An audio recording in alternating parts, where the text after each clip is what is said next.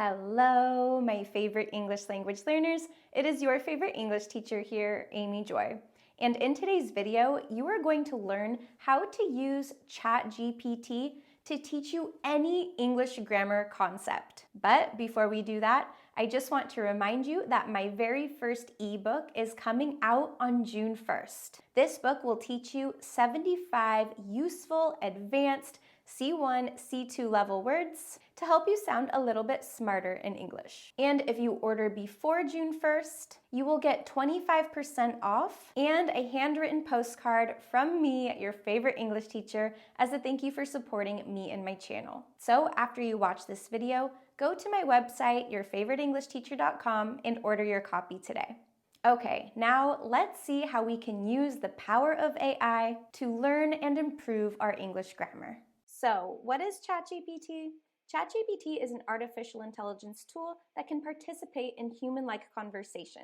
And if you are interested in learning more about this tool and what it can do, I have actually made another video about this tool, which you can view by clicking the link above. But today we are going to focus on how we can use Chatgpt to teach us English grammar. So the first two things you want to do are to ask Chatgpt to explain a grammar concept and then ask for examples. Now, these first two steps are not innovative or revolutionary, but I do want you to pay attention to the prompt that I asked it first. I said, I am an English language learner.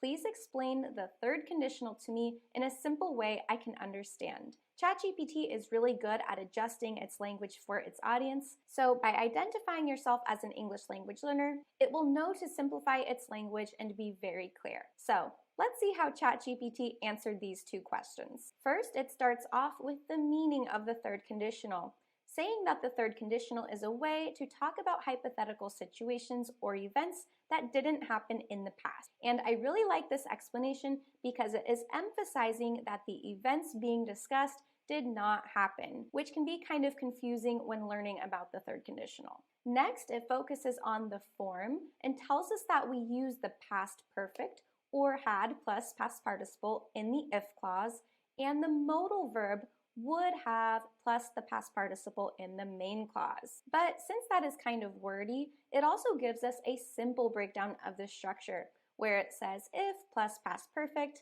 and it even tells you how to make the past perfect, then would have plus past participle. It goes on by giving us an example, saying if I had studied harder, I would have passed the exam. And then it gives us a really nice explanation of what that sentence means. It starts off by saying that the person didn't study hard enough in the past. So it is telling us what actually happened and contrasting that with the hypothetical situation in the example. And then it also tells us the result, saying that they didn't pass the exam. However, if they had studied harder, it suggests that they could have achieved a different outcome. Then lastly, I really like this sentence which says, it allows us to imagine and discuss alternative possibilities and their potential outcomes. Using the word alternative possibilities and potential outcomes really highlights that these events did not happen, but we are discussing imaginary situations if something different had happened. Now, let's take a look at the examples that Chatgpt gave us. The first one says, if she had taken the earlier bus, she would have caught her flight. And I really like the additional explanation below, which says she didn't take the earlier bus, so she missed her flight. By giving us this extra explanation, we can know what happened in reality and contrast that with the example of the third conditional. Then another thing that really impressed me was that Chatgpt even considered the negative forms. As an English language instructor, whenever I'm teaching a new grammar topic, I always have to remember to teach the positive or neutral forms in addition to the negative forms. And so I was really impressed that Chatgpt did this. In number 4, it says, if he had listened to my advice, he wouldn't have made such a big mistake, showing us how we can use the negative form in the main clause. He wouldn't have made such a big mistake. Then in number 5, we see the negative form in the if clause. If it hadn't rained, attaching the word not to had. Now, after reviewing these examples, you can see that they are about everyday basic situations, like taking the bus and the weather. They are also only only individual sentences, which is not really how we use language. So the next thing I want you to consider is what situation you are actually using English in, and ask ChatGPT for examples with different formalities and in different contexts. For example, I teach university students, so they are going to be using this grammar in much more academic and formal situations, which might cause this grammar concept to look a little different or unfamiliar to them.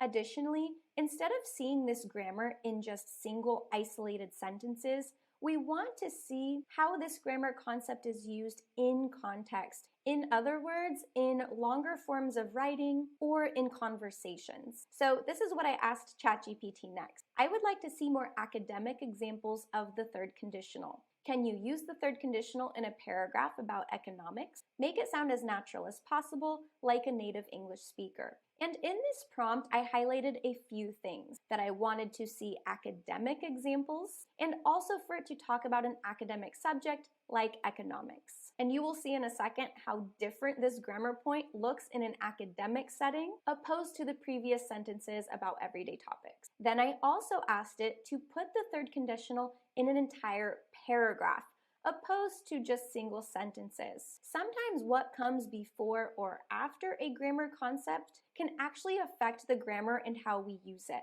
So it's really important that we see it not only in single isolated sentences, but in larger forms like paragraphs and conversations. Now let's see its response. It says, if the government had implemented stricter financial regulations during the pre-recession period, the global financial crisis of 2008 might have been mitigated. Had there been tighter oversight on lending practices and a more robust monitoring system in place, banks and financial institutions could have been prevented from engaging in risky behaviors. Then it goes on to say that the recession might have been averted and that the implementation of such measures would have instilled greater stability and resilience in the financial system. Now, these sentences looked a lot different from our examples, right? Now, if you did not understand this paragraph, that is totally normal. Even I had to read it a few times to fully understand what it meant, and that is just the nature of academic writing. But it does present us with really good examples of the third conditional in a natural way. Now, I was actually a little surprised by this response because I had only expected ChatGPT to give me one example of the third conditional, but it actually presented me with about 4. And then after the example, it gives me an explanation about the third conditional itself. It says, the if clause, or if the government had implemented stricter financial regulations during the pre-recession period, presents the unreal situation where the government did not implement stricter regulations. So emphasizing again that this if clause is hypothetical and that the government did not do this. Then it says the main clause and repeats what the main clause is. The global financial crisis of 2008 might have been mitigated. This expresses the hypothetical outcome or result of implementing those regulations. And I really like this explanation because it presents us with the meaning of the sentence right next to the sentence itself, so we can make more sense of what the meaning of the grammar concept is. Now, as you were following along, you might have been confused by this sentence, which says, had there been tighter oversight on lending practices and a more robust monitoring system in place, banks and financial institutions could have been prevented from engaging in risky behaviors. And you might have been thinking to yourself, how is this a third conditional? There's no if clause. And so if you ever have a question, you can even ask ChatGPT clarifying questions. And that is exactly what I've done here. I told it, in this part, which says, and then I copied the sentence I was confused about, and then I asked it, is this sentence a third conditional? And then it told me, apologies for the confusion in my previous response. You are correct. The sentence you highlighted is indeed a third conditional. In the sentence, the if clause is implied rather than explicitly stated. The phrase, had there been, is equivalent to saying, if there had been. And this really surprised me. Remember when I told you I was impressed with Chatgpt because it even included the negative versions in our sample sentences? Well, this is very similar. In our paragraph, Chatgpt even included what we call conditional inversion. In these conditional sentences, you can delete the if and then invert or switch the subject and the verb, but it has the same conditional meaning. And even though I didn't ask for it to include this, it thought ahead and included this very specific example in the sample paragraph. Now, so far in ChatGPT's explanations, it has told us that we exclusively use the modal verb would. But if you have studied third conditionals in a textbook or in a classroom, you also might have heard that you can use other modal verbs in the third conditional. And so with this background information, I wanted to check my knowledge with ChatGPT. So I asked another clarifying question. I said, can I only use the verb would in the third conditional? And it told me, in the third conditional, the modal verb would is commonly used in the main clause to express the imagined result of the unreal or hypothetical situation described in the if clause. However, it's important to note that other modal verbs like could, might, or should can also be used in certain cases to convey slightly different meanings or shades or degrees of possibility. Now, I understand that knowing to even ask this question requires some previous instruction or knowledge of the third conditional, but since many of my students have learned a lot of these grammar concepts before and they might just be reviewing them, it's worth mentioning that you can ask ChatGPT these types of clarifying questions and it will get more detailed if you prompt it to do so. So let's look at the examples ChatGPT gave us with modals other than would. Number 1 says, if she had asked for help, she could have solved the problem. And you may know that the modal verb could refers to possibility or potential ability. So just as the explanation says, this implies that she had the potential or the ability to solve the problem if she had asked for help. She might have been able to solve the problem. And number 2, if he had arrived earlier, he might have caught the train. This indicates a possibility that he could have caught the train if he had arrived earlier, but it's still uncertain. When I've taught the third conditional in the past, I usually teach that would is true and 100% the alternative outcome, whereas might is like 50% chance that it does or does not happen. And so in this explanation, it emphasizes that even though it's an option, it's still uncertain. But in sentence number 3, this one actually confused me just a little bit.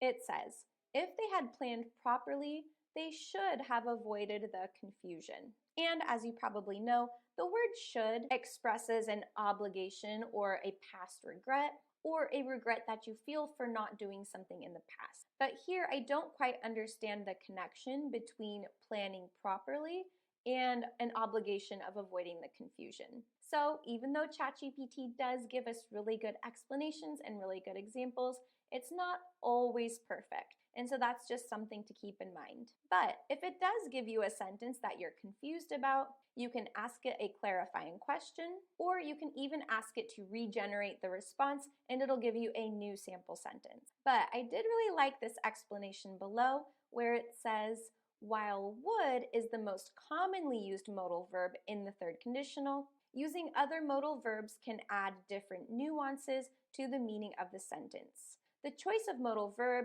depends on the intended meaning and the context of the sentence. So again, even though would is most commonly used, you can still use other modal verbs to express different degrees of certainty or ability. Now, remember when I told you that my university students really need academic examples to show them how the third conditional might be used in their lives? Well, it's also important to consider what this grammar concept might look like in more casual or informal settings. So in addition to asking for the academic example, I also asked ChatGPT this. I said, great, now I want to see how native English speakers use the third conditional in casual everyday situations.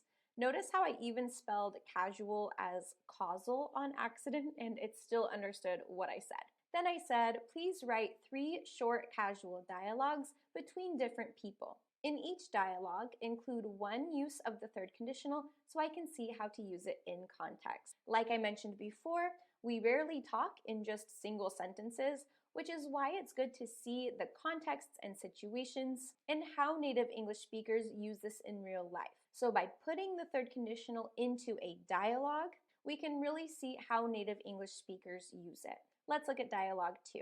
Emma says, "I can't believe I failed the driving test again." Mark, "Don't worry, you'll get it next time." Emma, "I wish I had practiced parallel parking more. If I had, I would have passed." Yeah, practicing those maneuvers is crucial. Let's work on it together next week. And I really love this dialogue because it shows you how the English rules you might learn in a textbook or in a classroom don't always match what is said in reality. Notice in this sentence here, if I had, I would have passed. Notice how this third conditional is shortened based on the previous context. In the previous sentence, Emma says, "I wish I had practiced parallel parking more." So we know she's talking about practicing parallel parking. Then she says, "If I had, I would have passed." Here, we already know what she is talking about based on the previous sentence. So she does not repeat herself. She just shortens the third conditional to say, "If I had," and Mark understands that she means if I had practiced, I would have passed the exam. And to be honest with you, I have never actually seen this type of shortening the conditional in a textbook. And so I am very impressed with ChatGPT's example and highlighting how this grammar concept might appear in a real-life conversation. This example also emphasizes the need for you to ask ChatGPT to put the grammar concept you're looking at into a full conversation. Because, like I said, we don't really talk in single sentences. Everything depends on what comes before and what comes after. And if I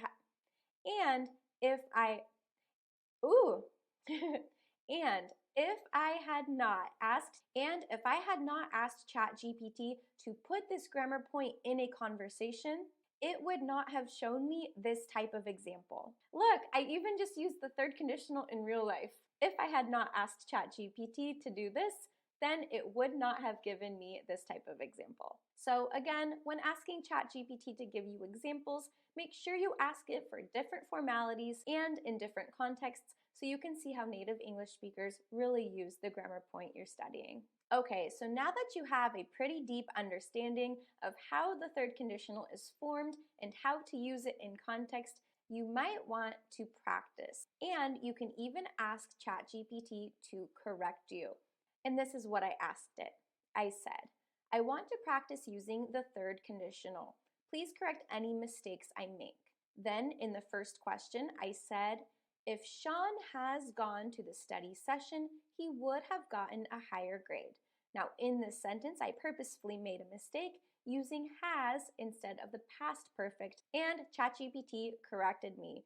It says, use had instead of has to form the past perfect tense. Number 2, if the government had prevented the sale of guns earlier, the mass shooting might not have happened. And as an English language instructor and native English speaker of English, I can tell you that this sentence is correct. Then number 3, I did something a little tricky. I said, if I had learned English as my first language, I would not need ChatGPT to learn it now. And this is actually correct, but it is not a true third conditional. It is rather a mixed conditional because in the second clause, I say, I would not need ChatGPT to learn it now. This is not a past hypothetical outcome, but rather a present hypothetical outcome. We're mixing two different conditionals, the past and the present. So let's see what ChatGPT said. It says, this sentence is also grammatically correct. And again, this is a trick question.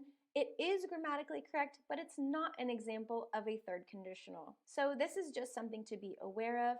If you type in an example that is grammatically correct, it might not let you know that it is not actually an example of the grammar point you're studying. And so because of this, I asked it one last clarifying question. I said, is the third sentence really a third conditional? And ChatGPT says, apology for the oversight in my previous response. Upon reviewing the third sentence, I realized that it does not actually represent the third conditional. I apologize for the confusion caused. Let's correct the sentence and make it a proper example of the third conditional. Then it says, if I had learned English as my first language, I wouldn't have needed Chatgpt to learn it now. And I don't really like this answer because even though it is using the structure or the form of the third conditional, the meaning isn't really logical. By using the structure, I wouldn't have needed Chatgpt, that indicates a past time. But it ends with the phrase to learn it now. And the word now obviously refers to the present. So in order to correct this sentence, I would delete to learn it now and maybe replace that with something in the past. For example, I wouldn't have needed Chatgpt to study for my exam last week. So just a reminder, Chatgpt isn't always 100% correct, so you do need to be careful and take it with a grain of salt or be aware that it might give you some misinformation. But overall, I think the advantages outweigh the disadvantages. So to sum up, my advice when using Chatgpt, ask it to explain complex grammar topics simply and make sure you identify yourself as an English language learner so it knows to simplify the language and make it very clear. Then make sure to ask for examples in different formalities, especially for the situation that you are using English for, whether this be academic or in casual situations. Then, after you have a general understanding of the meaning and the form of the grammar concept, make sure to ask it to put examples in context, like in dialogues or in paragraphs, because sometimes the grammar might change based on what comes before or after it. And this is really how language works out in the real world. Then lastly, ask clarifying questions if you know more than what it is sharing. If you are reviewing a grammar concept and you have heard about different rules or different words you can use with that grammar concept, then make sure you ask it because it might not provide you with all of the information at the beginning. Now, like I mentioned, Chatgpt isn't a perfect tool, which is why you should use it in addition to working with a real-life teacher like myself. Which reminds me, go to my website, yourfavoriteenglishteacher.com, to purchase my ebook today so you can learn 75 advanced C1, C2 level words and level up your English vocabulary. Thanks so much for watching this video. I hope you learned something new. If you did, make sure you like this video and subscribe to my channel so you can keep improving your English with me and ChatGPT. Bye!